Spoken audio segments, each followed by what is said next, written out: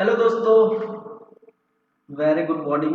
नमस्कार, मैं हूँ वेद और स्वागत करता हूँ आप सभी का सीजी कंप्यूटर्स के इस यूट्यूब चैनल पर। और आप देख रहे हैं छत्तीसगढ़ कृषि उपज मंडी अधिनियम 1972। चलिए, आज छठा क्लास है और आज हम देखेंगे, एक नए धारा से स्टार्ट करेंगे। देख पा रहे हैं छत्तीसगढ़ कृषि उपज मंडी अधिनियम 1972। चलिए, कहाँ पर आए हैं भाई आज की क्लास में यदि हम बात करें तो हम जानते हैं, लगातार देख पा रहे हैं क्लास। और अध्याय 1 2 हो चुका है, 3 में हम आए हैं और धारा 7 से लेकर धारा 14 तक देखने वाले हैं। पिछले क्लास में हम धारा 7 से लेकर धारा 10 तक हो चुका है। पिछले क्लास में हम देख चुके हैं, ठीक है। इस क्लास में हम बातें करेंगे, धारा नंबर 11 से हम स्टार्ट करेंगे, ठीक है। धारा नंबर 11, धारा नंबर 12, धारा नंबर 13 जो भी है, 14, ठीक है। इस प्रकार से हम चलेंगे। 11 का भी है शायद तक, 12 का ख ग भी है, ठीक है। सॉरी, 11 का ख है और 12 है, ठीक है। हम ये बातें करेंगे। चलिए, तो क्लास को स्टार्ट करते हैं और देखते हैं अध्याय 3।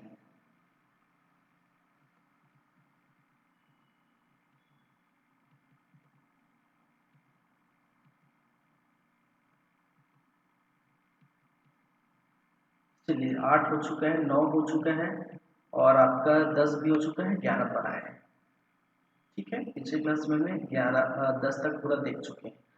अब 11 में क्या लिखा है, ध्यान से जरा पढ़िएगा। क्या लिखा है? मंडी समिति का गठन, ठीक है।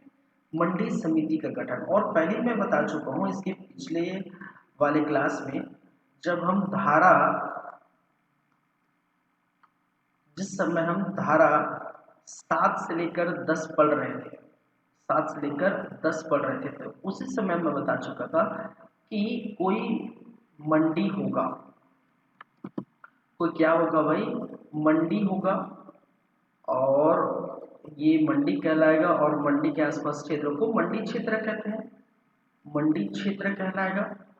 और जब मंडी है, मंडी क्षेत्र है, तो जाहिर सी बात है यहाँ मंडी समिति रहेगी जो संचालन करेगी, ठीक है, वो चलाएगी। मंडी समिति सभी को चलाएगी। मंडी को चलाने वाले क्या कहलाएंगे भाई? मंडी समिति चलाएंगे। और समिति में कौन कौन रहेगा, इस समिति में किन किन व्यक्तियों का जो है यहाँ निर्वाचन होगा, चुनाव होगा, वो हम देखेंगे, ठीक है। तो यही कहा गया है मंडी समिति का गठन। चलिए, और यदि पहले ही मैंने कहा था, नया नया अगर मंडी बनता है और यहाँ पर मंडी समिति नहीं बनी थी, तब भारत साधक अधिकारी, ठीक है, इंचार्ज ऑफिसर नियुक्त किए गए थे, ठीक है। इसके पहले 10 आई थिंक धारा नंबर 10 में मैंने ये कहा था, ठीक है। चलिए, तो हम बातें करेंगे, स्टार्ट करेंगे किसकी? धारा नंबर 11 की।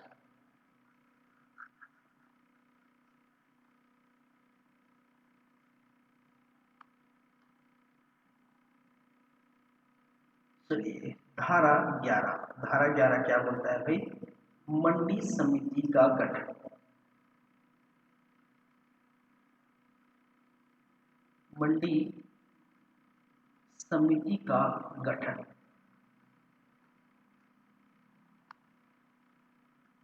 ठीक है।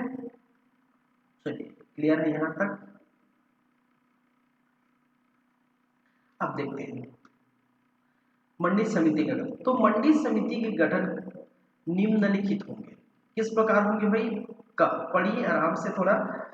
धारा 12 के अधीन निर्वाचित अध्यक्ष होंगे, ठीक है। पहली बात है, एक एक लाइन को क्लियर करूंगा यहाँ पर। इस समिति में क्या होगा? एक अध्यक्ष होगा, ठीक है। इस समिति में, मंडी समिति में क्या होगा भाई? एक अध्यक्ष होगा। और वो अध्यक्ष का चुनाव होगा, वो कहाँ पर लिखा होगा, वो किस धारा के अंदर है? वो धारा 12 के अंदर है। जब धारा 12 पढ़ेंगे तब आपको प्रॉपर पता चल जाएगा कि अध्यक्ष का चुनाव, अध्यक्ष होंगे, उपाध्यक्ष होंगे, इनका चुनाव किस प्रकार से होता है और इनके आरक्षण भी है। ठीक है, ये प्रॉपर हम धारा 12 में देखेंगे, लेकिन फिलहाल बस इतना आप जानिए कि इस मंडी समिति में एक अध्यक्ष होगा, ठीक है, और एक उपाध्यक्ष होगा, जाहिर सी बात है। चलिए, क्लियर है यहाँ तक? आगे बढ़ते हैं। दूसरा, कृषकों के 10 प्रतिनिधि, कृषकों के, किसानों के 10 प्रतिनिधि जो ऐसी अहर्ताएं रखते हैं जैसा कि विहित की जाए, जो कि मंडी क्षेत्र के निर्वाचन क्षेत्र में से इस अधिनियम और या उसके बनाए गए अधीन नियमों के उपबंधों के अनुसार प्रत्यक्ष निर्वाचन द्वारा चुने जाएंगे। इसका मतलब क्या है? किसानों के 10 प्रतिनिधि।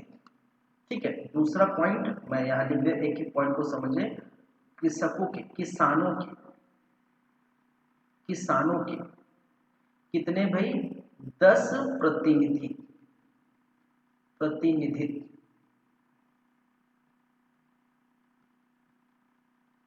का क्या होगा?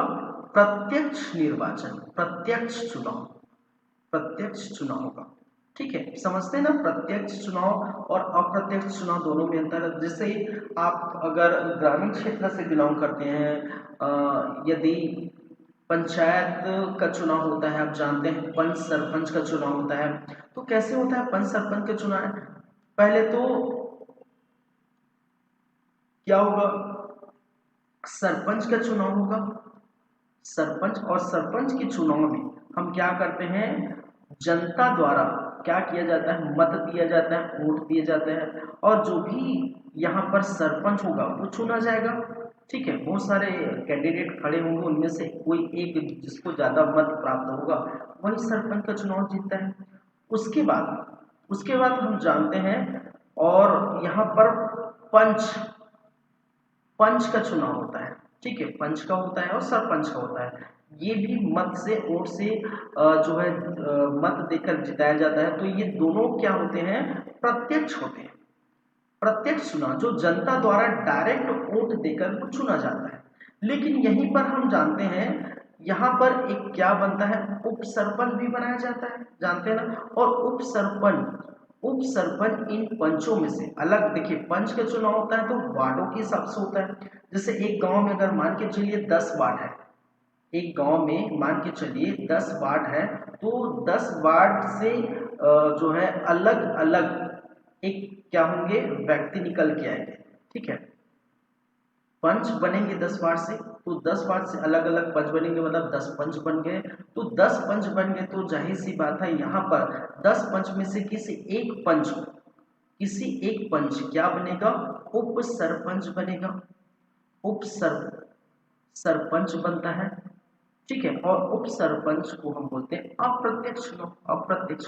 तो ये डायरेक्ट तो जो है जनता द्वारा नहीं चुना गया, लेकिन जनता द्वारा पंच का चुनाव किया गया है और पंच में से ही उप सरपंच बना है। ठीक है, उसको बोलते हैं अप्रत्यक्ष चुनाव। तो वैसे ही यहाँ पर कहा गया है कि किसानों के 10 प्रतिनिधित्व, ठीक है, 10 व्यक्ति जो है यहाँ पर क्या होंगे? इस समिति में क्या होंगे? ठीक है, 10 प्रतिनिधित्व चुने जाएंगे। किस रूप से? प्रत्यक्ष रूप से। किस रूप से भाई? प्रत्यक्ष रूप से 10 प्रतिनिधित्व यहाँ पर चुने जाएंगे। तो ये क्लियर है ये बातें? ठीक है, प्रत्यक्ष चुनाव होगा। तो यहाँ पर 2 बातें आपको क्लियर होनी चाहिए। इस समिति में कितने कितने लोग रहेंगे, कहाँ कहाँ से आएंगे, यही हम बातें कर रहे हैं। क्लियर है? 2 बातें क्लियर हो चुकी हैं आप लोगों को। अब देखते हैं तीसरी बातें पर चलते हैं, क्या लिखा है।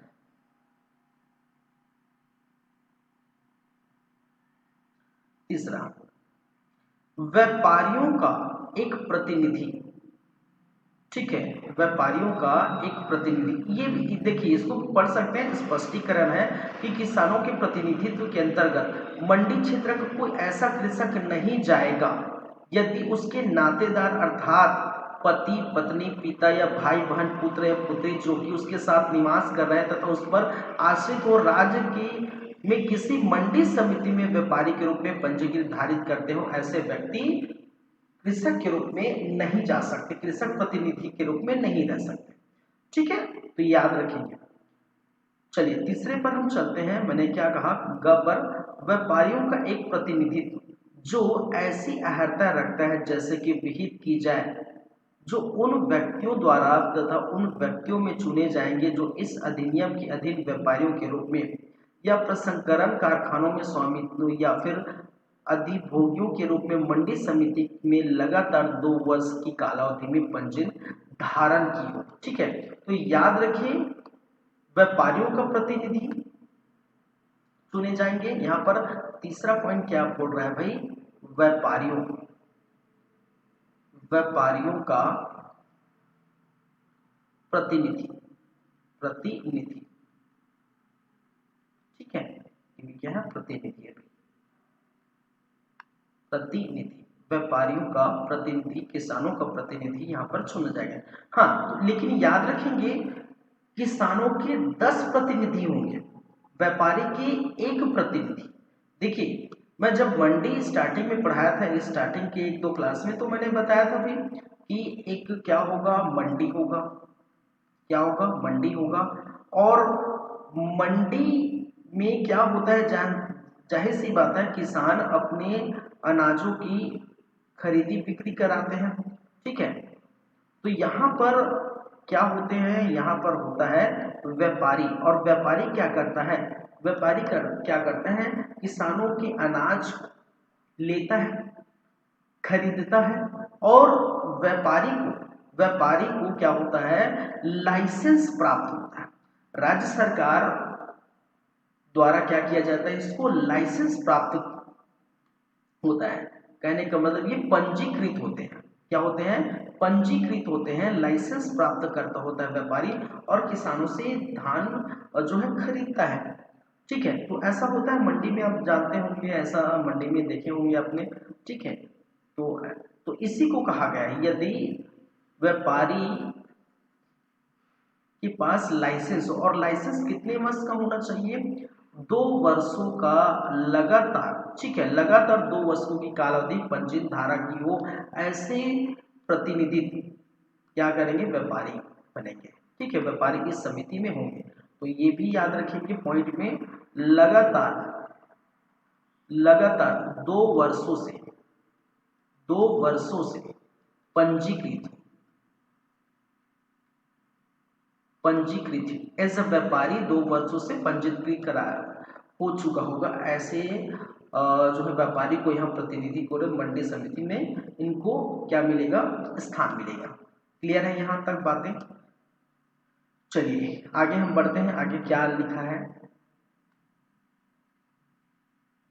किंतु परंतु भी आ गया, परंतु किसी ऐसे मंडी समिति के मामले में जो धारा 10 के अधीन प्रथम बार स्थापित की गई हो, तो ऐसी मंडी समिति में पंजीयन धारण करने की आधिकारिक कालावधि 6 माह की होगी। ठीक है, मान के चलिए, ठीक है, जैसे कि मैं धारा 10 क्या बोल रहा है भाई, धारा 10 क्या बोला था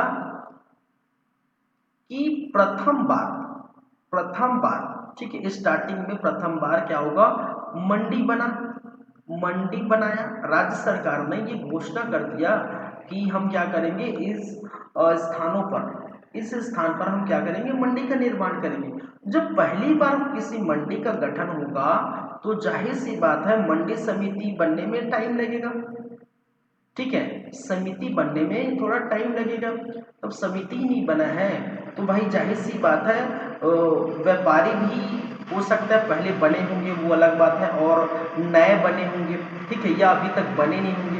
तो इसके लिए क्या कहा गया है, यदि पहली बार मंडी बना है वहां, तो वहां के जो व्यापारी होंगे, व्यापारी अगर इस समिति में रहना चाहते हैं तो उसके लिए सिर्फ कितने माह होने चाहिए, 6 माह का पंजीयन होना चाहिए।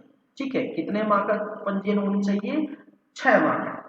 ऐसे में अगर पुराना है मंडी और नए व्यापारी का यहाँ पर मंडी समिति में नए व्यापारी का कोई स्थान दिया जा रहा है, उसके 2 साल है।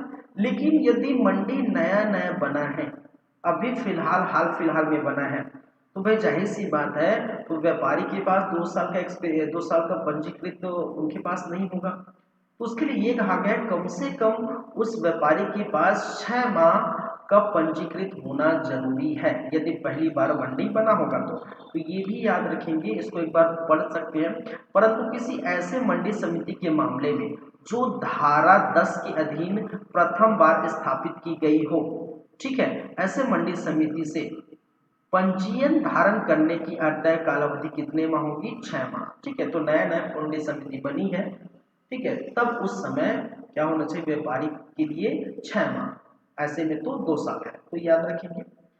ये जितने भी चल रहे हैं सभी चीजें ये व्यापारियों के लिए, ठीक है, व्यापारी के बारे में कहा गया है।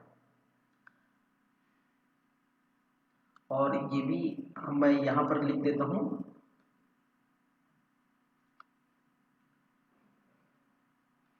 परंतु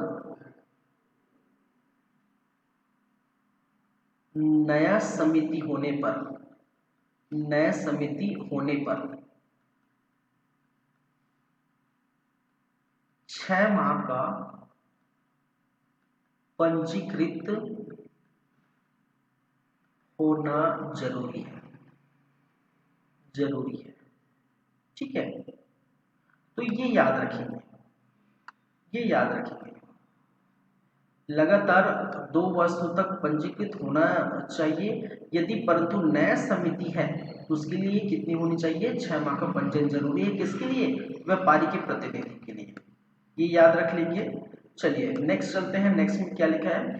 परंतु यह भी है कि व्यापारी का कोई भी निर्वाचित प्रतिनिधित्व ऐसे पद को धारण करने के लिए निहत्थ हो जाएगी यदि उसकी 2 से अधिक जीवित संतान है जिसमें से एक का जन्म 26 जनवरी 2001 को या उसके पश्चात हुआ। ठीक है, कहने का मतलब है यदि कोई व्यापारी इस मंडी समिति में शामिल होना चाहता है तो वो व्यापारी कब शामिल नहीं होगा भाई? उनके पास कब नहीं होगा? उनके पास निहत्था कब होगी? जब उनके 2 जीवित संतान हैं, और 2 जीवित संतान हैं, कैसे कैसे कंडीशन कहा गया है? जिसमें से एक का जन्म, ठीक है, 2 से अधिक जीवित संतान है जिनमें से एक का जन्म यदि 26 जनवरी या 2001 या उसके बाद होता है तो ऐसे में वह व्यापारी मंडी समिति में शामिल नहीं किया जाएगा, उसको चुना नहीं जाएगा, शामिल नहीं किया जाएगा। ठीक है, ये कहा गया है, तो ये भी ध्यान रखिएगा। ठीक है, 2 संतान से अधिक, हाँ, लेकिन ये भी है 26 जनवरी के पहले, अगर मान के चलिए किसी व्यापारी का 26 जनवरी के पहले अगर 5 संतान है, 10 संतान है, तो वो फर्क नहीं पड़ेगा, ऐसे में उसको शामिल कर लिया जाएगा। लेकिन 26 जनवरी या 26 जनवरी 2001 के बाद यदि 2 संतान होते हैं, ठीक है, तब उसको क्या किया जाएगा? शामिल नहीं किया जाएगा। ठीक है, 26 जनवरी 2001 याद रख लीजिए।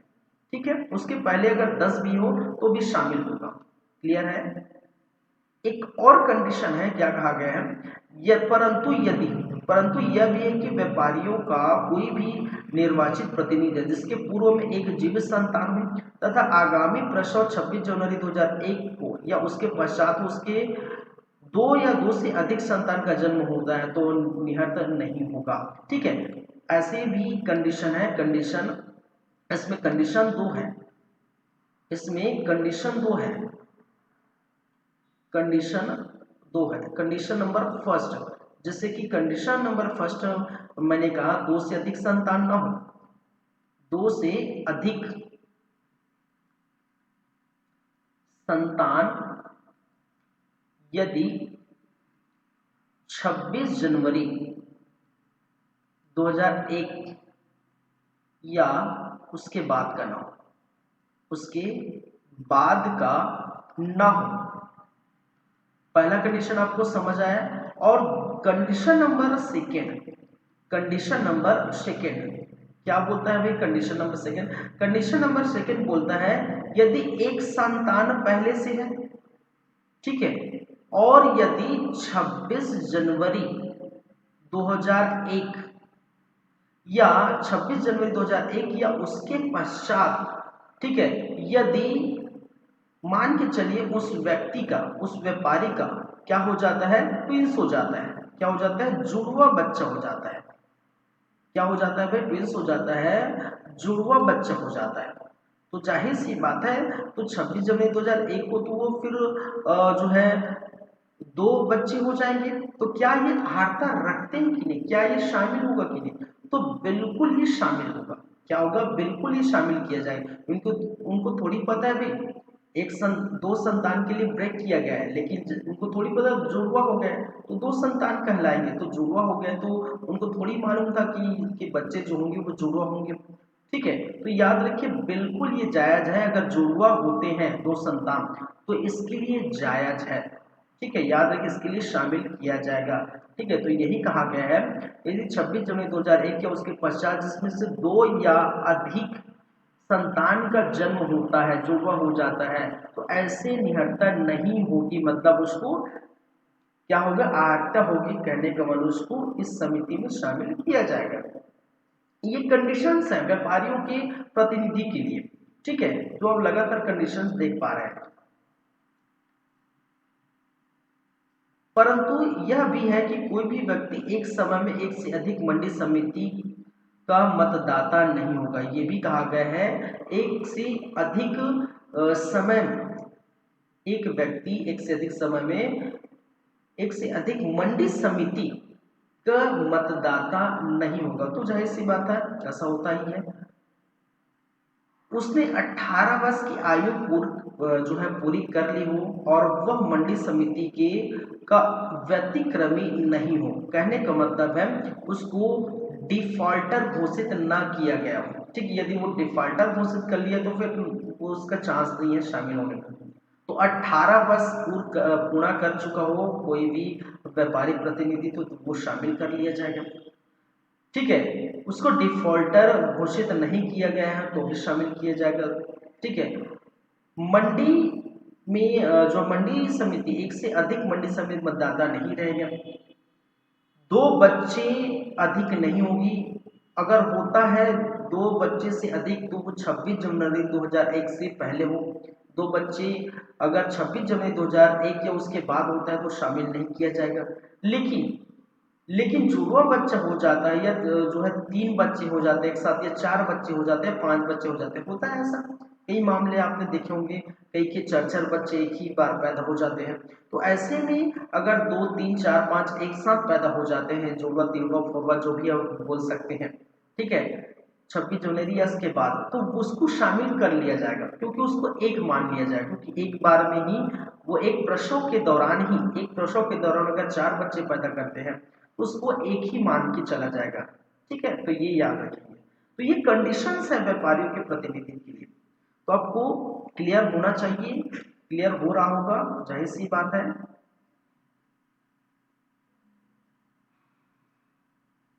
चलिए, क ख ग घ, अब ये आ गया घ। ठीक है, राज्य की विधानसभा तथा लोकसभा के ऐसे सदस्य जिनके निर्वाचन क्षेत्र की कम से कम 50% जनसंख्या ऐसे ग्रामीण क्षेत्रों में निवास करती है जो किसी नगर पालिका निगम, नगर पालिका परिषद या नगर पंचायत के स्थानीय सीमाओं के बाहर है, परंतु ऐसे निर्वाचन क्षेत्र में जहां एक से अधिक मंडी समिति विद्यमान है वहां ऐसे सदस्य इस संबंध में अपना विकल्प देगा कि वह ऐसे मंडी, पूरा पढ़ लेते हैं, ऐसे मंडी समिति में किस मंडी समिति सदस्य होना चाहिए, परंतु यह और कि राज्य के विधानसभा का सदस्य अपने निर्वाचन क्षेत्र की अन्य समस्त मंडी विशेष आमंत्रण पत्र के शामिल होंगे। ठीक है, इसको मैं डिटेल में समझाता हूँ क्या बोलना चाह रहा है भाई। चलिए डिटेल में हम बात करते हैं क्या बोलना चाहते हैं।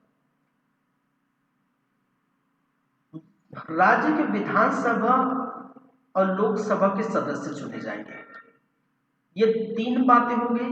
ठीक है, तीसरा, अब बात करते हैं चौथा, मंडी समिति में चौथा पर्सन आने वाला है, तो वो कौन होंगे, वो विधानसभा,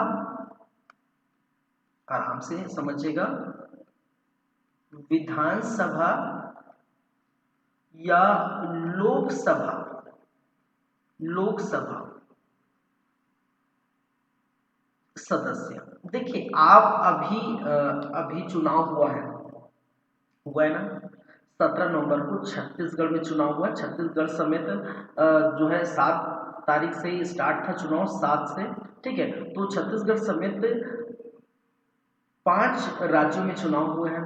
छत्तीसगढ़ में 2 चरणों में चुनाव हुआ है, 7 और 17 नवंबर को। और आप अगर वोट किए होंगे तो आप जानते हैं कि जिस विधानसभा क्षेत्र में आपका जो निर्वाचन प्रणाली है, वो निर्वाचन नामावली है, या जिस विधानसभा क्षेत्र में आपका जो है मतदाता सूची में जिस विधानसभा क्षेत्र में नाम है, वहीं से आप वोट देने का अधिकार है, ये आप जानते हैं, ठीक है। तो आप वोट दे होंगे।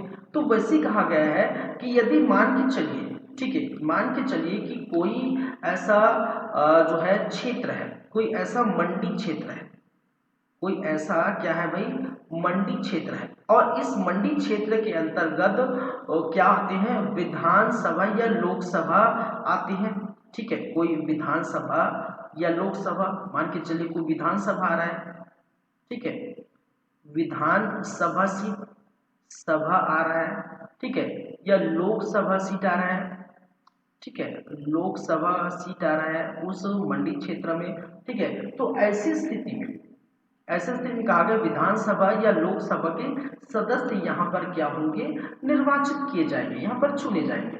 लेकिन यहाँ पर एक कंडीशन ये भी है, मान के चलिए ऐसा होगा, यदि ऐसा होता है, ठीक है, ये कंडीशन नंबर फर्स्ट है, कंडीशन नंबर फर्स्ट है इसके लिए। कंडीशन नंबर दूसरा क्या है, कंडीशन नंबर सेकंड क्या है, मान के चलिए ऐसा होता है कि एक एक क्या है, विधानसभा है, विधानसभा, एक क्या है, विधानसभा है, और इस विधानसभा के अंतर्गत मान के चलिए कितने, 3 मंडी क्षेत्र आ रहे हैं, ठीक है। ये मंडी क्षेत्र जो है मैं ए लिख दिया हूं, ये मंडी क्षेत्र बी लिख दिया हूं, और ये मंडी क्षेत्र मैं सी लिख दिया हूं, मंडी क्षेत्र सी। समझेगा मेरी बातों को, गहराई से समझेगा क्या बोलना चाह रहा है, कि कोई विधानसभा सीट जो स्थान है, ठीक है, और वहां पर यदि 3 मंडी क्षेत्र आ रहे हैं, ए बी सी, ठीक है, मैं नाम ए बी सी अपने हिसाब से मैंने लिख दिया। अब बताइए इस विधानसभा के जो सदस्य होंगे, ठीक है, विधानसभा सदस्य एक निर्वाचित की जाएंगे, तो इनमें से किस मंडी क्षेत्र में, ठीक है, इनमें से किस मंडी क्षेत्र के लिए इस विधानसभा का सदस्य यहाँ पर शामिल किया जाएगा, किस मंडी क्षेत्र के लिए, मंडी क्षेत्र में मंडी समिति का गठन होगा, और मंडी समिति में किस मंडी क्षेत्र की मंडी समिति में ये विधानसभा के सदस्य शामिल होगा। तो इसके लिए ऐसा कहा गया है कि इसकी मर्जी, किसकी मर्जी भी, इस विधानसभा सदस्य के लिए की मर्जी विधानसभा या लोकसभा हो सकते हैं, ठीक, विधानसभा भी आ सकता है, ऐसी स्थिति में लोकसभा भी आ सकता है। तो विधानसभा या लोकसभा के सदस्य ऐसी स्थिति में अपना खुद क्या करेंगे, चूज करेंगे, चुनाव करेंगे, चूज करेंगे, चुनाव नहीं मतलब चूज करेंगे कि वो मंडी क्षेत्र ए में जाना चाहते हैं, मंडी क्षेत्र बी में शामिल होना चाहते हैं, या मंडी क्षेत्र सी में शामिल होना चाहते हैं। मान के चलिए वो लोकसभा या विधानसभा के सदस्य मंडी क्षेत्र सी में शामिल होना चाहते हैं, यहाँ पर शामिल होना चाहते हैं, ठीक है। तब की स्थिति में क्या होगा, ठीक है, जाहिर सी बात है वो शामिल कर लिए जाएंगे। लेकिन ये भी कहा गया है, ये भी कहा गया है कि वो मंडी क्षेत्र ए और मंडी क्षेत्र बी में विशेष रूप से उपस्थित भी हो सकती हैं, क्योंकि उस विधानसभा या लोकसभा के अंतर्गत आता है, यही को कहा गया है। अब देखिए इसको अच्छे से अब एक बार और दोहराइए तो आपको समझ में आ जाएगा। राज्य की विधानसभा तथा लोकसभा के ऐसे सदस्य जिनके निर्वाचन क्षेत्र की कम से कम 50% जनसंख्या ऐसे ग्रामीण क्षेत्र में निवास करते हैं, ये भी याद रखिए 50% जनसंख्या, यहाँ मैं लिखा नहीं हूँ, ठीक है, कितने, 50% जनसंख्या वाले, और याद रखिए ये किस क्षेत्र, ग्रामीण क्षेत्र से बिलोंग करते हैं, ऐसे नहीं शहरी क्षेत्र। ये सदस्य कौन कहाँ के होंगे भाई, ग्रामीण क्षेत्र के जो विधानसभा या लोकसभा के सदस्य होंगे, ठीक है। ऐसा नहीं कि शहरी क्षेत्र, 50% जनसंख्या इसमें ग्रामीण क्षेत्र के आते हैं, ऐसे विधानसभा या लोकसभा के सदस्य मंडी क्षेत्र के किसी मंडी क्षेत्र के क्या बन सकते हैं, मंडी समिति में शामिल हो सकते हैं, ठीक है, यही कहा गया है, ठीक है, चाहे वो नगर पालिका हो, नगर परिषद हो, नगर पंचायत हो, ठीक है। परंतु देखिए, परंतु ऐसे निर्वाचित क्षेत्र में जहां एक से अधिक मंडी समिति विद्यमान है, वही कहा गया है एक से अधिक मंडी समिति। जैसे कि मैंने कहा था मंडी क्षेत्र ए है, ठीक है, इसमें मंडी समिति बनेगी, ठीक है, इसमें भी मंडी समिति बनेगी, बी में भी मंडी समिति बनेगी, सी में भी मंडी समिति बनेगी, ठीक है। तो एक से अधिक मंडी समिति होंगी, तब की स्थिति में क्या होगा, ऐसा कहा गया है, क्या कहा गया है, ऐसे निर्वाचित क्षेत्र में जहां एक से अधिक मंडी समिति विद्यमान है, वह ऐसा सदस्य इस संबंध में अपना विकल्प देगा, ठीक है, विकल्प देगा कि भाई मैं ए में जाना चाहूंगा, बी में जाना चाहूंगा, सी में जाना चाहे। तो जैसे कि मैंने क्या कहा कि वो जाना चाह रहा है किसमें, वो जाना चाह रहा है सी में, तो सी में शामिल हो गया है, ठीक है। तो और आगे हम चलते हैं, विकल्प देगा। और समिति में, समितियों में से किसी मंडी समिति में सदस्य होना चाहता है तो वो अपना विकल्प देगा। परंतु यह और भी है कि राज्य विधानसभा का सदस्य अपने निर्वाचन क्षेत्र के अन्य समस्त मंडी में विशेष आमंत्रण सदस्य के रूप में वो पहुंच सकता है, विशेष आमंत्रित, ठीक है। तो वही कहा गया है कि भाई सी में तो शामिल हुआ है, लेकिन विशेष आमंत्रित सदस्य के रूप में वो मंडी बी में भी और मंडी ए में भी वो शामिल हो सकता है, उस समिति में शामिल हो सकता है। विशेष इसमें अलग से लिखा है, ठीक है, विशेष आमंत्रित सदस्य ऐसा लिखा है, ठीक है। तो ये भी क्या करेंगे, याद रखें, ठीक है, यहां तक क्लियर है। चलिए, और जस्ट 1 मिनट थोड़ा वेट करेंगे।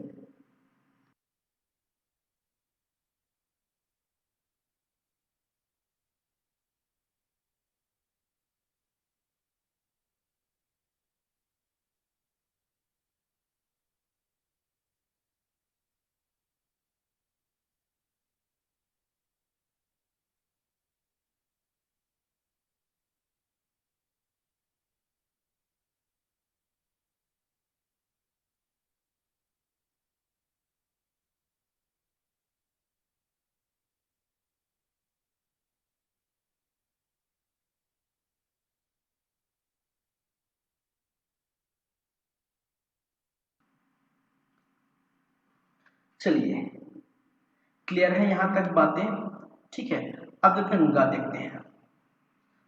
कहने का मतलब है अब है नंबर 4 हो गया, नंबर 5वां, ये भी यही चल रहा है भाई कि धारा 11 के अंदर मंडी समिति के गठन में कौन कौन शामिल होगा, वही चल रहा है। अध्यक्ष होंगे, ये आप जानते हैं, पहले किसानों के 10 प्रतिनिधित्व को चुनाव होगा, व्यापारी का प्रतिनिधित्व होगा, तीसरे नंबर पर मैंने कहा, चौथे नंबर पर जस्ट अभी हमने देखे क्या देखे, विधानसभा या लोकसभा के सदस्य होंगे, किस प्रकार से इसका कंडीशन, और पांचवा, पांचवा क्या बोल रहा है देखते हैं, अंग क्या बोल रहा है, ऐसे मंडी क्षेत्र में कृत्य कर रहे सहकारी विपणन सोसाइटी का एक प्रतिनिधित्व, जो कि ऐसे सोसाइटी की प्रबंधकारी समिति द्वारा निर्वाचित, प्रबंधकारी कारिणी समिति द्वारा निर्वाचित किया जाएगा, ठीक है। चलिए, तो सर सहकारी विपणन सोसाइटी, तो याद रखेंगे सहकारी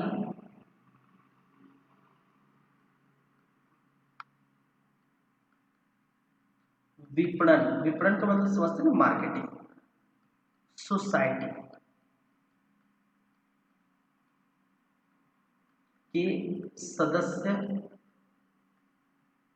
प्रतिनिधि,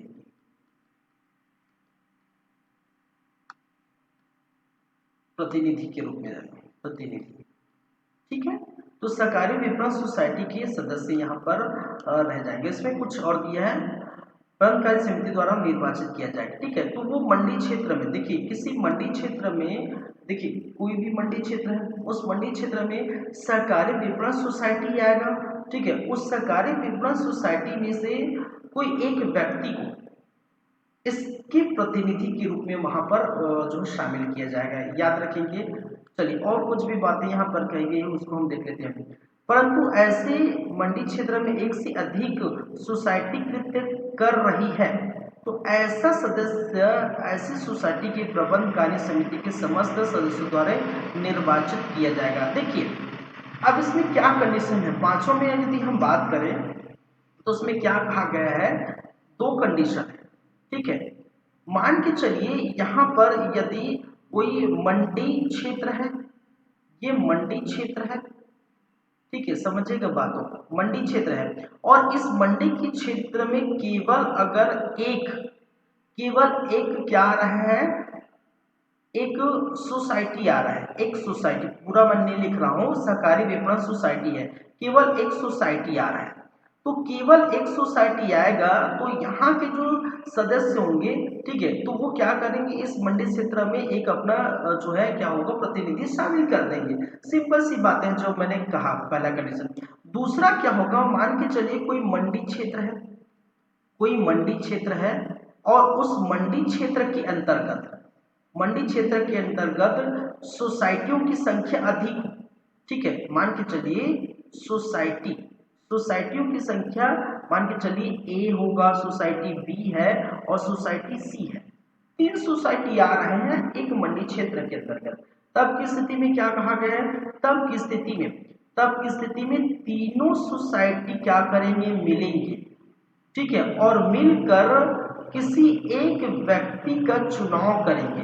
क्या करेंगे, किसी एक व्यक्ति का चुनाव करेंगे। यहाँ पर प्रबंध कारिणी, यह मैनेजमेंट जो देखेगा वो क्या करेगा, तीनों सोसाइटी को मिलाकर एक व्यक्ति का चुनाव करेंगे कि कौन इस मंडी क्षेत्र में समिति में शामिल होगा और वही व्यक्ति क्या करेगा, इस मंडी क्षेत्र में शामिल किया जाएगा। तो यही कहा गया है भाई, यदि ऐसा होता है, परंतु यदि ऐसा मंडी क्षेत्र में एक से अधिक सोसाइटी कृत्य कर रही है तो ऐसा सदस्य ऐसी सोसाइटी का प्रबंध कारिणी समिति के समस्त सदस्यों द्वारा निर्वाचित कर दिया जाएगा। मतलब उनमें से किसी एक व्यक्ति को, ये 3 सोसाइटी में से मिला के एक व्यक्ति को चुनाव करके भेजा जाएगा, ठीक है, शामिल किया जाएगा मंडी समिति में।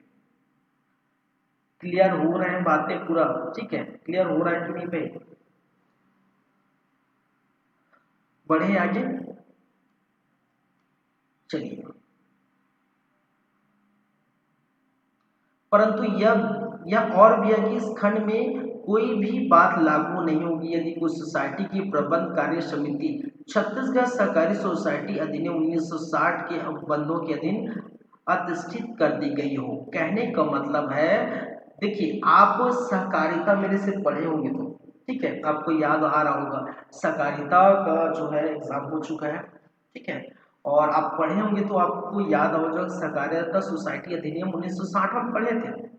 और उस अधिनियम के अंतर्गत किसी सोसाइटी को क्या कर देता है, भंग कर दिया जाता है, किसी सोसाइटी को बर्खास्त कर दिया जाता है, अतिष्ट कर दिया जाता है। इसमें अतिष्ट लिखा है और इंग्लिश में क्या लिखा है दोस्तों, छत्तीसगढ़ सस्पेंडेड, क्या लिखा है भाई, सस्पेंडेड, क्या कर दिया, सस्पेंड कर दिया, सस्पेंडेड कर दिया, उसको भंग कर दिया गया है। तो ऐसी स्थिति में उस सोसाइटी का प्रतिनिधि जो है वो मंडी समिति में शामिल नहीं हो सकता, ये भी याद रखिए, ठीक है। इसमें एक और भी कहा गया है, परंतु यह भी है कि इस खंड की कोई भी बात लागू नहीं होगी यदि किसी सोसाइटी की प्रबंध कारिणी समिति जो है छत्तीसगढ़ सोसाइटी अधिनियम 1960 के बंधों अधीन अतिष्ठ कर दिया, कहने का मतलब सस्पेंड कर दिया गया होगा, भंग कर दिया होगा, निरस्त कर दिया होगा, ऐसे सोसाइटी के सदस्य शामिल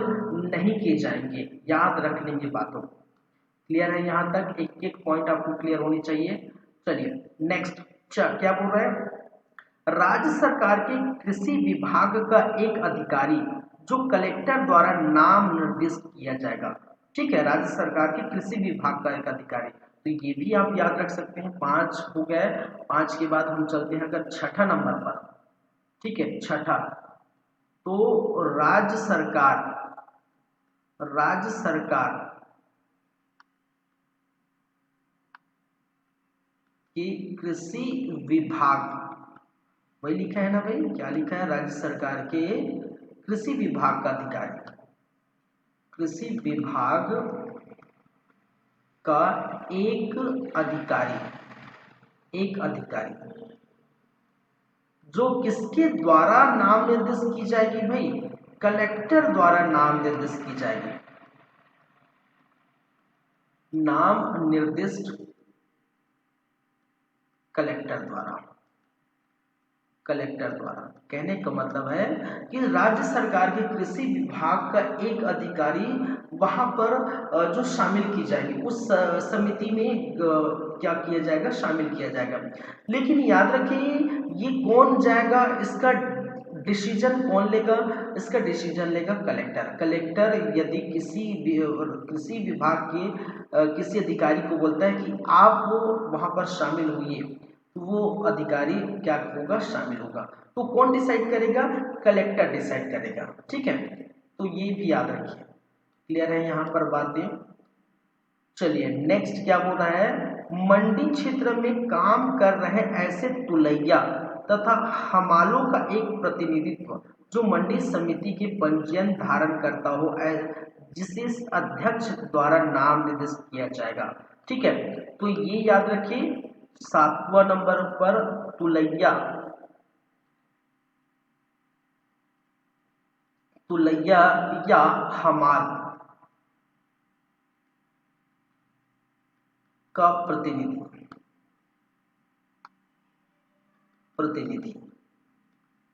ठीक है, तुलैया या हमाल प्रतिनिधि और जो है अध्यक्ष नाम निर्दिष्ट करेगा। ठीक है, नाम निर्दिष्ट कौन करेगा भाई, अध्यक्ष करेगा। कहाँ का अध्यक्ष करेगा, इस समिति का अध्यक्ष जो है बोला जाएगा इस तुलैया या हमाल क्या है, और वो पंजीकृत रहेगा। जाहिर सी बात है, देखिए अगर जितने भी, अगर आप देख रहे हैं मंडी में जो भी व्यक्ति काम करता है, चाहे वो तुलैया हो, चाहे वो हमाल हो, चाहे वो व्यापारी हो, चाहे वो एजेंट हो, चाहे वो अधिकारी हो, छत्तीसगढ़ शासन द्वारा वो पंजीकृत होता ही होता है। जाहिर सी बात है, पंजीकृत हुए बिना वो कोई कार्य नहीं कर सकता। और देखिए यहाँ पर ये चीजें मैंने क्या कहा, तुलैया होता है और हमाल होता है। ठीक है, हमाल कौन होते हैं, तुलैया कौन होते हैं, इसका डेफिनेशन भी मैं बता चुका हूँ। धारा नंबर 2 क्या बोलता है, पूरा डेफिनेशन मैंने बताया है। ठीक है, एक एक चीज को। तो तुलैया कौन होते हैं भाई, तो तौलने वाले होते हैं, किसान के अनाजों को, ठीक है, किलो बांट में तौलने वालों को हम क्या करते हैं, तुलैया बोलते हैं। और हमाल किसे कहा जाता है, किसानों के अनाज। ठीक है, मैं मंडी क्षेत्र की प्रॉपर बात कर रहा हूँ, ऐसे में तो हमाल कोई भी हो सकता है जो सामान को, ठीक है, ढोता है, उतारता है, चढ़ाता है, ले जाता है, इसको हम हमाल कहते हैं। तो किस मंडी क्षेत्र के अंतर्गत यदि हम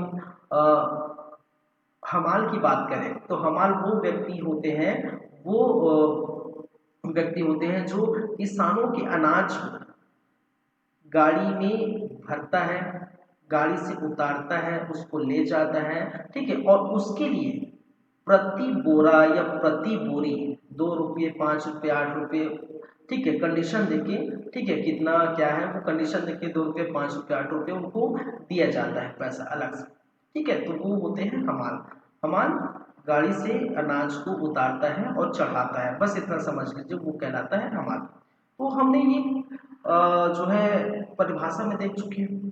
तो हमाल या तुलैया के एक प्रतिनिधित्व क्या होंगे, वहां पर मंडी समिति में शामिल होगा।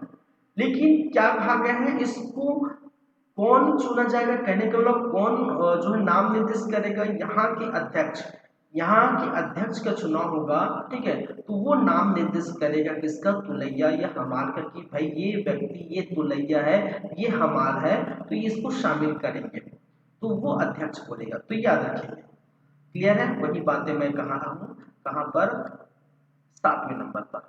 चलिए हम देखते हैं 8वां नंबर। 8वां नंबर क्या बोल रहा है भाई, जा जिला केंद्रीय सहकारी बैंक का एक प्रतिनिधि जो या तो ऐसे बैंक का अध्यक्ष होगा या उसकी प्रबंध समिति का ऐसा सदस्य होगा जो कि ऐसे बैंक के अध्यक्ष द्वारा नाम निर्दिष्ट किया जाएगा। कहने को जिला केंद्रीय सहकारी बैंक,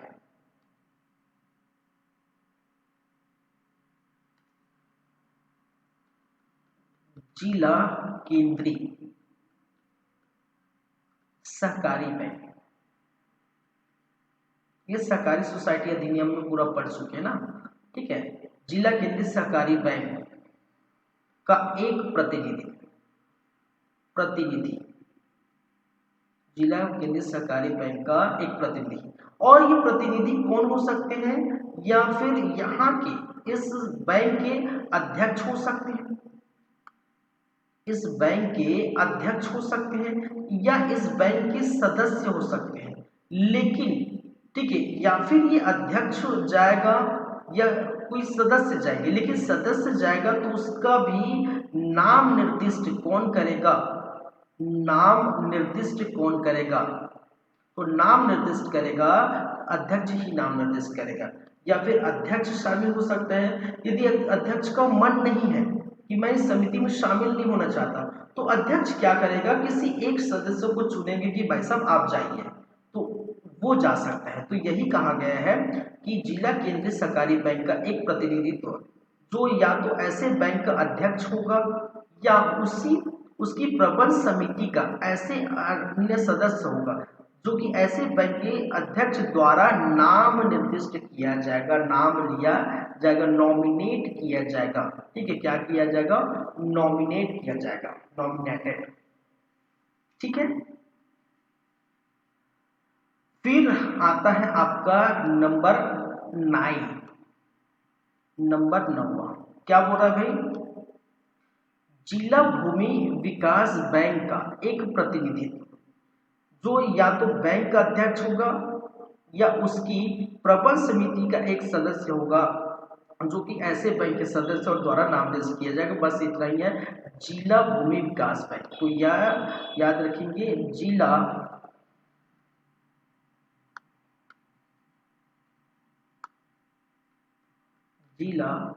भूमि विकास बैंक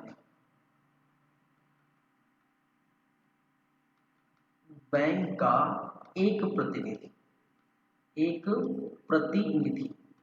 ठीक है, और ये जो प्रतिनिधि होगा सेम जिला केंद्रीय सहकारी बैंक की जैसे ही इनका भी होगा, या फिर कोई अध्यक्ष यहाँ पर शामिल होगा।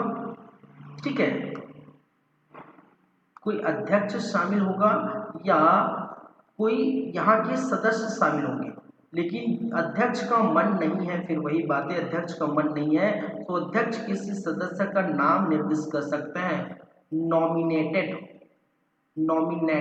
नाम निर्दिष्ट कर सकता है किसको, किसी सदस्य की, कि भाई साहब आप जाइए। किसमें, जैसे जिला केंद्रीय बैंक होगा वही जिला भूमि विकास बैंक में भी ये होगा।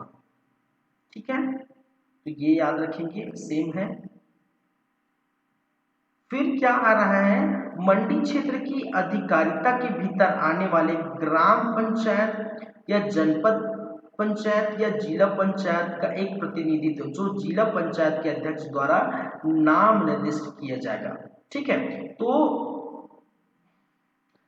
ग्राम पंचायत या जनपद पंचायत, जिला पंचायत के प्रतिनिधित्व, तो ये भी याद रखेंगे। 10वां नंबर पर हम अगर चले तो 10वां क्या हो रहा है भाई, तो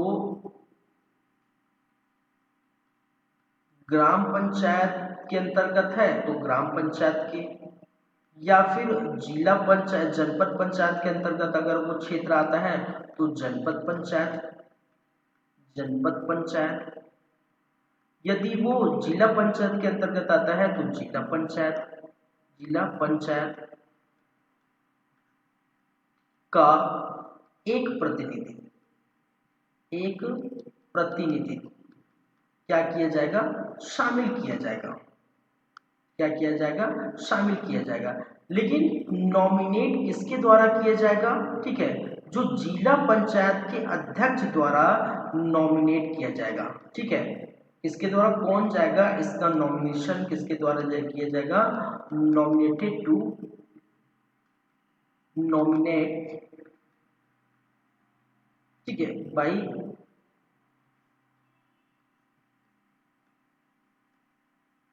अध्यक्ष। किसके द्वारा नॉमिनेट किया जाएगा, अध्यक्ष द्वारा नॉमिनेट किया जाएगा। किसके अध्यक्ष, जिला पंचायत,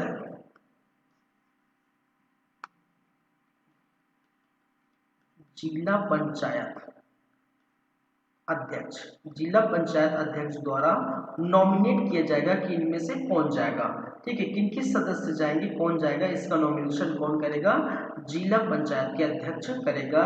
यहाँ पर भी लिखा है, ठीक है, नामनिर्देश करेंगे।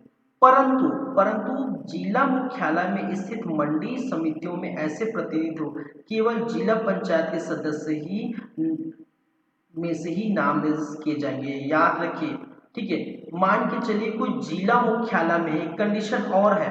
ठीक है, ये कंडीशन क्या बोल रहा है कि यदि मंडी क्षेत्र, अगर मंडी क्षेत्र कहाँ पर है, जिला मुख्यालय में, जिला मुख्यालय, ठीक है, मान के चलिए रायपुर है, रायपुर जिला मुख्यालय और मंडी क्षेत्र यहीं पर है जिला मुख्यालय में, तो जिला मुख्यालय में है तो जिला पंचायत के सदस्य जाएंगे, जिला पंचायत तो जिला पंचायत के सदस्य क्या होंगे यहाँ पर इस मंडी क्षेत्र में। ठीक है, जिला पंचायत के सदस्य नाम निर्देशित किया जाएगा, नॉमिनेट किया जाएगा, नॉमिनेट किया जाएगा। किसको किसको नॉमिनेट करेंगे, जिला पंचायत के सदस्य ही मंडी क्षेत्र में जाएंगे, न कि जनपद पंचायत के जाएंगे, न कि ग्राम पंचायत के जाएंगे। अगर वो जिला मुख्यालय में मंडी क्षेत्र आता है तो जिला पंचायत के सदस्य ही जाएंगे। ठीक है, याद रखने की ये बात है, ये छोटी छोटी बातें भी याद रखेंगे। यहाँ पर लिखा है, परंतु जिला मुख्यालयों में स्थित मंडी समितियों में ऐसे प्रतिनिधि केवल जिला पंचायतों के सदस्य से ही नामनिर्देशित की जाएगी, जनपद और ग्राम पंचायत से नहीं जाएंगे। मेरी बातें क्लियर हो रही है आपको?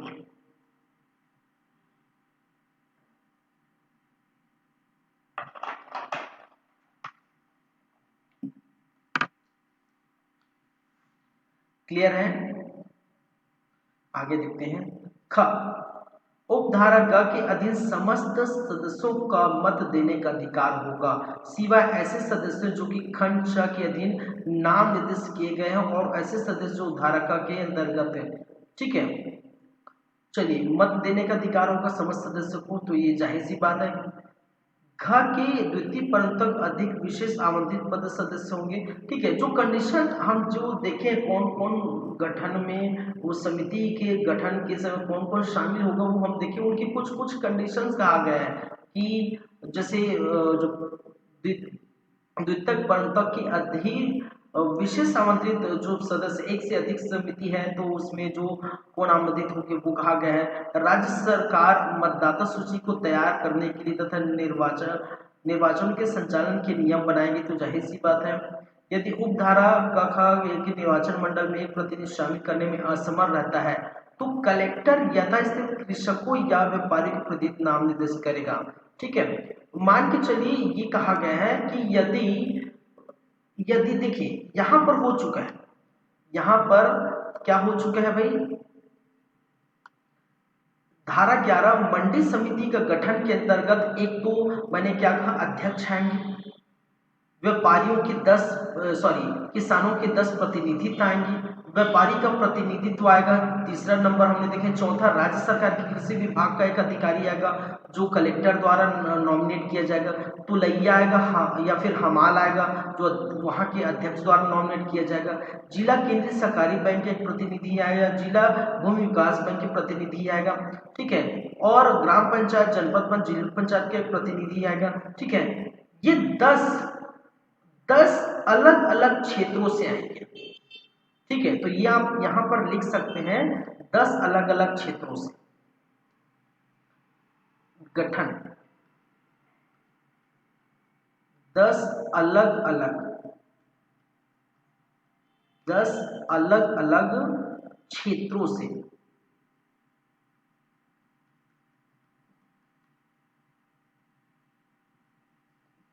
ठीक है, 10 अलग अलग क्षेत्रों से प्रतिनिधित्व आएगा, लेकिन ये भी आप याद रखिए, किसानों के 10 प्रतिनिधि रहेंगे, सबके एक एक प्रतिनिधित्व रहेंगे, किसानों के 10 रहेंगे, ये भी याद रखिए, किसानों के 10 प्रतिनिधि प्रत्यक्ष चुनाव के द्वारा आएंगे और जितने भी 9 बच गए हैं उनके जो है एक एक प्रतिनिधित्व वो शामिल होंगे, तो ये याद रखेंगे। ठीक है। चलिए, तो 10 अलग अलग स्थानों से आएंगे, तो 10 अलग अलग स्थान हो गए, ये 10 मैंने लिख लिया, ये 10 मैंने लिख दिया, ठीक है, 10 अलग स्थान। अब मान के चलिए ऐसा होता है कि इसमें 10 अलग अलग क्षेत्र के शामिल होंगे, यहाँ पर निर्वाचित होंगे, लेकिन उनको प्रॉपर व्यक्ति नहीं मिला, प्रॉपर समिति में गठन के समय समिति के व्यक्ति सदस्य नहीं मिले, 10 अलग अलग स्थानों से नहीं मिले, 9 ही मिले या 8 ही मिले। तो ऐसी स्थिति में क्या होगा, ऐसी स्थिति में कलेक्टर क्या करेगा, ठीक है, किसानों से या व्यापारियों से, किसानों या व्यापारी की एक प्रतिनिधित्व जितना बच गया वो प्रतिनिधित्व को शामिल करने के लिए नाम निर्दिष्ट करेगा, यही कहा गया है। ठीक है, ये याद रखेंगे। यदि उदाहरण के अंतर्गत यदि निर्वाचक मंडल का एक प्रतिनिधि निर्वाचित करने में असफल होता है, एक की बात करें, सॉरी किसकी बात करें, एक प्रतिनिधि तो निर्वाचित करने में असफल हो जाता है, 10 में से 9 ही हुआ, एक नहीं हुआ, तो क्या होगा, कलेक्टर यथास्थिति किसानों या व्यापारियों का प्रतिनिधि तो नाम निर्दिष्ट करेगा, ठीक है, नॉमिनेट करेगा किसान, और किससे करेगा, किसान या व्यापारी में से ही करेगा, किसी और से नहीं, ना हमार दुलैया या राज्य सरकार जो भी किसी से नहीं करेगा, किसान या हमार। ठीक है, चलिए, सदस्यों का प्रत्येक निर्वाचन तथा नाम निर्देशन कलेक्टर द्वारा राजपत्र में अधिसूचित किया जाएगा। ठीक है, सदस्यों को प्रत्येक निर्वाचन तथा नाम निर्देशन पूरा ब्यौरा राजपत्र में कलेक्टर द्वारा अधिसूचना जारी करेंगे। क्लियर है यहां तक बातें? ठीक है, ये हो गया आपका धारा नंबर 11। ये क्या कौन सा हो गया भाई, धारा नंबर 11। तो धारा नंबर 11 क्या बोलता है और कितने होंगे, ये याद है कि मंडी समिति का गठन 10 अलग अलग क्षेत्रों से आएंगे, वो 10 अलग अलग क्षेत्रों में बता चुका हूँ। ठीक है, ये 3 और ये आपका 4 5, ये 6 7 8 9 और ये 10 हो गए। चलिए नेक्स्ट चलते हैं धारा नंबर 11 का धारा नंबर 11 का और धारा नंबर 11 का क्या बोल रहा है, मंडी क्षेत्र का निर्वाचन क्षेत्रों में विभाजन तथा स्थानों का आरक्षण। ठीक है, मंडी क्षेत्र का निर्वाचन क्षेत्रों में विभाजन, मंडी क्षेत्र का निर्वाचन क्षेत्रों में विभाजन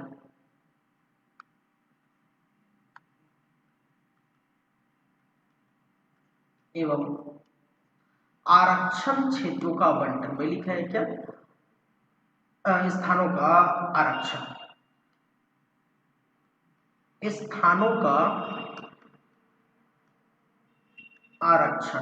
ठीक है, ये लिखा है मंडी क्षेत्र निर्वाचन क्षेत्रों में विभाजन किस प्रकार से करेंगे और उस स्थानों का आरक्षण क्या होगा वो हम देखेंगे। ठीक है, यहाँ पर जो है किसकी बात कर रही है, रिजर्वेशन, किसका क्या क्या रिजर्वेशन होगा वो हम बात करेंगे। तो यहीं पर देख लेते हैं, पूरा सब चीज को यहीं पर हम समझ लेते हैं। चलिए स्टार्ट करते हैं धारा नंबर 11 का। अब देखिए, कलेक्टर स्थानीय समाचार पत्र में अधिसूचना द्वारा किसी मंडी क्षेत्र को उतनी संख्या में निर्वाचन क्षेत्रों में विभाजित करेगा जितनी उस क्षेत्र में चुने जाने वाले कृषकों के प्रतिनिधित्व की संख्या हो। ठीक है, चलिए क्या बोलना चाह रहे भाई, ये कौन करेगा, ये पहली बात तो ये करने वाले कौन करेगा, कलेक्टर करेगा, कलेक्टर करेगा। लेकिन कलेक्टर करेगा तो कुछ कंडीशंस होगी भाई, कुछ कंडीशन होगी और कंडीशन किसानों को लेकर रहेगा। ठीक है, कि किसानों की संख्या के आधार पर, किसानों की इसके आधार पर, संख्या के आधार पर, किसानों की संख्या के आधार पर यह किया जाएगा कि मंडी क्षेत्र को निर्वाचन क्षेत्र में बांट दिया जाएगा। मंडी क्षेत्र को किसानों की उसकी संख्या के आधार पर उस मंडी क्षेत्र को, ठीक है, क्या किया जाएगा, निर्वाचन क्षेत्र में बांट दिया जाएगा। क्लियर है बातें? चलिए आगे बढ़ते हैं। अब देखिए क्या बोल रहा है, प्रत्येक मंडी समिति में अनुसूचित जातियों और अनुसूचित जनजाति कहने का मतलब है एससी वर्ग और एसटी वर्ग के लिए स्थान आरक्षित रखे जाएंगे। ठीक है, कहने का रिजर्वेशन एसटी एससी के लिए आरक्षित होंगे, जाहिर सी बात है। इस प्रकार आरक्षित स्थानों की संख्या का अनुपात उस मंडी समिति में भरे जाने वाले स्थानों की कुल संख्या के साथ तथा साथ वही होगा जो उस मंडी समिति क्षेत्र में अनुसूचित जाति तथा अनुसूचित जनजाति जनसंख्या उस क्षेत्र की कुल जनसंख्या के साथ ऐसे निर्वाचन क्षेत्र में ऐसे स्थानों को मंडित में किया जाएगा। इसको समझते हैं। ठीक है, क्या कहा जा रहा है, बस इतना समझे कि देखिए प्रत्येक मंडी क्षेत्रों और मंडी क्षेत्र में जितने एससी वर्ग आएंगे और जितने एसटी वर्ग आएंगे उनको आरक्षण उसकी जनसंख्या के आधार पर मिलेगा। मान के चलिए अगर एसटी वर्ग के जो है 30% जनसंख्या अगर किसी मंडी क्षेत्र में है तो 30% उनको मिलेगा।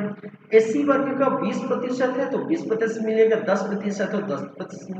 कहने का मतलब जितनी उस वर्ग की जनसंख्या है उसके आधार पर उसको आरक्षण मिलेगा, यही कहा गया उस क्षेत्र के हिसाब से। ठीक है, क्लियर है बातें।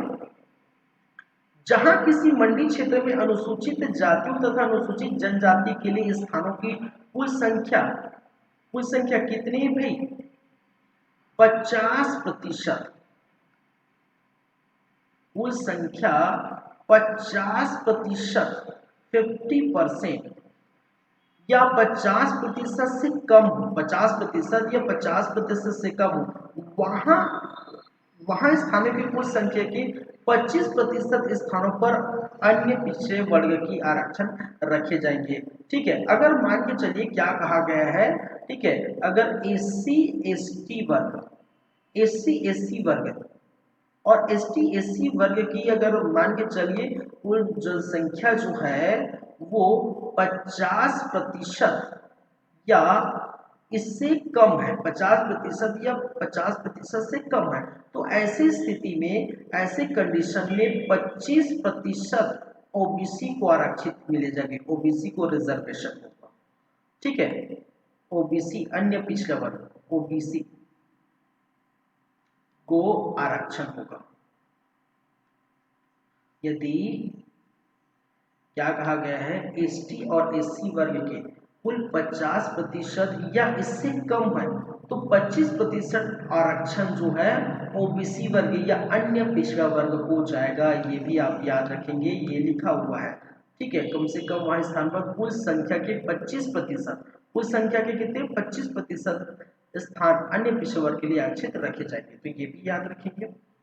चलिए, उपधारा का के अधीन आरक्षित किए गए स्थानों के कुल संख्या के 1/3 से न्यूनतम स्थान स्थापित अनुसूचित जाति या जनजाति के अन्य पिछड़ों की महिलाओं के लिए आरक्षित होगा। ठीक है, कहने का मतलब है यहाँ पर आरक्षण की एक और बात कही गई है, कहा गया है यदि यदि क्या हो, एससी एसटी ओबीसी महिला, ठीक है, इसके लिए भी क्या होगा, आरक्षित होगा। क्या होगा, और वो आरक्षित कितने होगा, 1/3। ठीक है, महिला के लिए कितना होगा, 1/3 आरक्षण।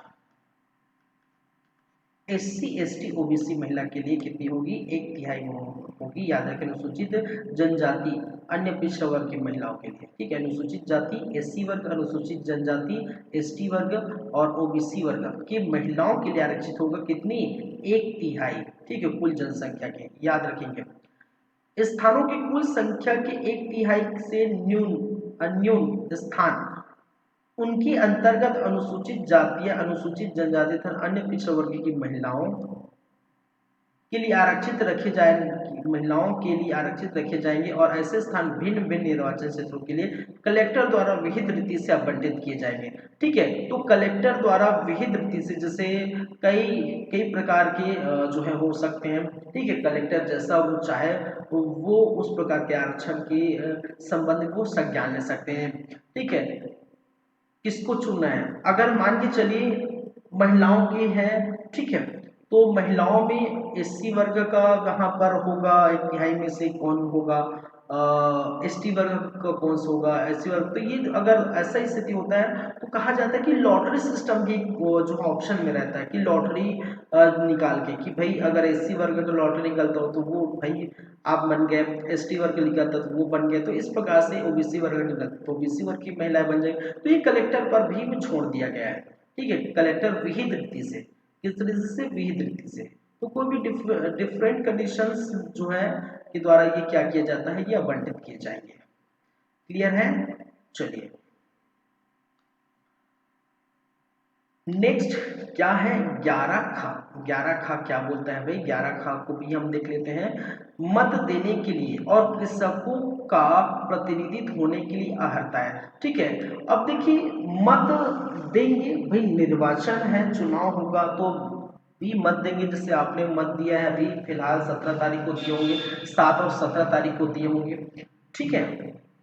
तो मत देने और कृषकों की जो है अहर्ता का भी क्या किया गया है यहाँ पर, कंडीशन बताइए क्या क्या होगा। तो देखिए पहले हम समझते हैं मत देने के लिए, ठीक है।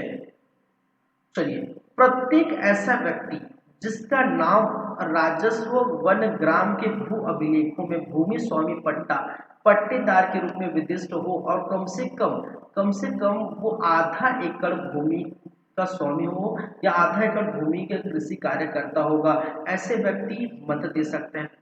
जो मंडी क्षेत्र में मामूली तौर पर निवास करता होगा, ठीक है, उससे 18 वर्ष की आयु पूर्ण कर ली गई हो और जिसका नाम इस अधिनियम उसके अधीन बनाए गए नियमों के लिए तैयार किया गया मतदाता सूची में शामिल किया गया होगा, कृषकों को प्रतिनिधि के लिए मत देने के लिए क्या होगा, वो अहर्त होगा, ठीक है, वो क्वालिफाई होगा, ठीक है, वो क्वालिफाई हो। तो ये कंडीशंस है, ये पहला नंबर उसके पास पट्टा होना चाहिए, ठीक है, कम से कम आधे एकड़ खेत होना चाहिए। दूसरा नंबर में वहाँ उस मंडी क्षेत्र में निवास करता हो। तीसरा नंबर में बोला 18 वर्ष पूर्ण कर चुका हो और चौथा नंबर की मतदाता सूची में नाम होता हो, ठीक है। जैसे भी आपने 7 या 17 तारीख को जो है चुनाव हुआ है, ठीक है, उसमें आप वोट दिए होंगे तो जाहिर सी बात है आप किसी न किसी विधानसभा क्षेत्र में आते होंगे और उस विधानसभा क्षेत्र के अंतर्गत किसी न किसी ग्राम में निवास करते होंगे, ठीक है। आपका 18 वर्ष पूरा हो गया होगा तभी आप चुनाव दे रहे होंगे और अगर 18 वर्ष से पूरा हो गया है लेकिन साथ ही साथ उसमें मतदाता सूची में भी नाम होना चाहिए, ठीक है। जो मतदाता सूची में नाम नहीं है तो वो देगा नहीं, भले वो 3 कंडीशन फॉलो कर चुका, भले वो उस गांव में रहता हो, उस विधानसभा सीट के अंतर्गत आता हो और भले ही वो 18 वर्ष का पूर्ण चुका होगा, लेकिन यदि उसका नाम मतदाता सूची में नहीं है तो वो वोट नहीं दे सकता। तो ऐसा आपने देखे होंगे, आपने 17 तारीख को आपने महसूस किया होगा, ये 7-17 तारीख को जो चुनाव हुआ उसमें, ठीक है। तो ये सारे कंडीशन वहां भी अप्लाई होते हैं, यहाँ भी अप्लाई होगा, ठीक है। तो वही कहा गया है पट्टेदारी होगा या आधा एकड़ खेत होगा तभी वो क्या हो सकता है, तो किसान भाई किसानों के लिए तो किसान ही क्या करेंगे, वोट देंगे। तो आधा एकड़ खेत होगा तभी होगा या मंडी क्षेत्र में निवास करते होंगे, 18 वर्ष से पूरा हो कर चुका होगा और मतदाता सूची में नाम होगा तब वो क्या होगा, क्वालिफाई होगा।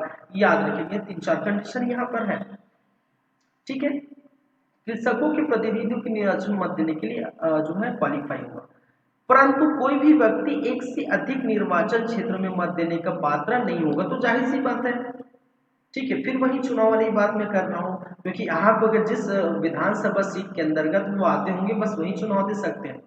सही लगा भी हुआ है अभी तक देख सकते हैं, ठीक है, वो क्या सही लगा हुआ है भी है, ठीक है। तो मैं एक ही निर्वाचन जो विधानसभा सीट मेरा आता है, ठीक है, मेरा तो कसडोल आता है कोटी को, तो वहां मैं दिया हूँ और मैं दूसरे में तो दे नहीं सकता ना। तो वही बस जो आप चुनाव में भाग लिए हैं तो वो पूरा समझ सकते हैं क्या क्या कहा गया है। तो देख सकते हैं परंतु कोई भी व्यक्ति एक से अधिक निर्वाचन क्षेत्र में मत देने की पात्र नहीं होंगे। चलिए सेकंड, अब वो सेकंड क्या हुआ, कोई भी व्यक्ति किसानों का प्रतिनिधित्व निर्वाचन किए जाने के लिए तभी क्वालिफाई होगा जब, ठीक है। अब देखिए ये किसानों के प्रतिनिधित्व के लिए ये स्टार्टिंग का पहला जो पॉइंट था वो किसके लिए था, वो ऐसे व्यक्ति के लिए मत देने वाले के लिए, लेकिन किसानों के प्रतिनिधि के लिए अर्हता क्या होगी, क्योंकि देखिए उसका नाम मंडी क्षेत्र की मतदाता सूची में सम्मिलित हो, जाहिर सी बात है वह कृषक हो किसान हो वह इस प्रकार निर्वाचन किए जाने के लिए अन्यथा निहत नहीं किया। वो कहने का मतलब है किसी भी प्रकार का डिसक्वालीफाई अगर उसको नहीं किया गया है, क्या नहीं किया गया है, किसी भी प्रकार का अगर डिसक्वालीफाई नहीं किया गया हो तब वो क्या कर नहीं कर सकता, ठीक है, तब वो शामिल हो सकता है। अगर डिस्क्वालीफाई किया गया है इसका मतलब शामिल नहीं हो सकता, याद रखेंगे। चलिए, कोई भी व्यक्ति किसानों का प्रतिनिधित्व होने के लिए निहत्था होगा, ठीक है, कहने का मतलब है वो डिस्क्वालीफाई होगा, ठीक है, कोई भी पर्सन जो है, कोई भी किसान जो किसान प्रतिनिधि बनने के लिए डिस्क्वालीफाई होगा। कब होगा? यदि वो पंचायत राज अधिनियम जो है 1994 की धारा के अधीन किसी पंचायत के पदाधारी होने के लिए निहत्था। कहने का मतलब है यदि कोई व्यक्ति पंचायत, जैसे ग्राम पंचायत में सरपंच का चुनाव है, वो सरपंच का चुनाव नहीं लड़ सकता, वो डिस्क्वालीफाई है, तो जाहिर सी बात है वो उस कृषक के रूप प्रतिनिधित्व का चुनाव मंडी समिति में भी नहीं रह सकता, ठीक है। तो जब ग्राम पंचायत में नहीं सकता तो वो मंडी समिति में कैसे रहेगा, ठीक है, तो वहां डिस्क्वालीफाई होगा तो यहाँ भी हो जाएगा, ठीक है। तो ये भी याद रखिए यदि वो किसी पंचायत के पदाधिकारी होने के लिए अगर डिस्क्वालीफाई है तो यहाँ भी ये डिस्क्वालीफाई हो जाएगा, याद रखेंगे। तो पॉइंट क्या बोलो, कोई भी व्यक्ति यथास्थिति एक से अधिक मंडी समिति या निर्वाचन क्षेत्र में निर्वाचन के लिए पात्र नहीं होगा। फिर वही बात है, एक से अधिक नहीं होगा, केवल एक ही जहां पर उसकी पद, ठीक है, एक ही स्थान पर रहेगा। क्लियर है यहां तक बातें? आप लोगों को समझ में आ रहा है? अब जो आ गए वो 12 है अध्यक्ष तथा उपाध्यक्ष का निर्वाचन।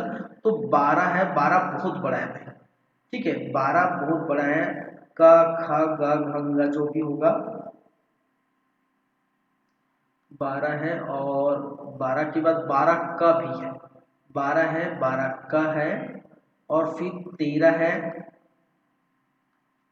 और 14 तो है ही। तो ये जो है इतना ही है, तो बहुत बड़ा है, तो इसको इस क्लास में कवर नहीं हो सकता, इस क्लास में कंप्लीट नहीं हो सकता, क्योंकि एक एक चीज बता के जो है प्रॉपर ये अगर मैं करूँ तो फिर इस क्लास में फिर 1-1.5 घंटा और लग जाएगा। तो बेहतर होगा कि इसको हम समझें नेक्स्ट क्लास में, ठीक है, नेक्स्ट क्लास में समझना बेहतर होगा हमारे लिए और आपके लिए भी, क्योंकि इतनी सारी चीज़ों को पहले आप समझिए, ठीक है। धारा नंबर 11 हम देख चुके हैं, ये सारी बातें कर चुके हैं, और 11 का भी हम देख चुके हैं। चलिए, तो ये जो है बाकी की बातें धारा नंबर 11 का हो गया है, और धारा नंबर 12 अध्यक्ष तथा उपाध्यक्ष का निर्वाचन किस प्रकार होगा वो हम नेक्स्ट क्लास में देखेंगे, क्योंकि इस क्लास में कंप्लीट नहीं हो पाएगा। क्लियर है? चलिए, तो नेक्स्ट क्लास में हम आगे की बातें करेंगे, बाकी की बात करेंगे। तब तक के लिए आप हमारे YouTube चैनल सीजी कॉम्प्लेक्स को आप देखते रहिए, फॉलो करते रहिए, और किसी भी प्रकार की दिक्कत है तो कमेंट कर सकते हैं, शेयर करें अपने दोस्तों के साथ, और देखते रहिए हमारे YouTube channel CG complex. Thank you guys, thank you. Class मिलते हैं नेक्स्ट क्लास में, धन्यवाद।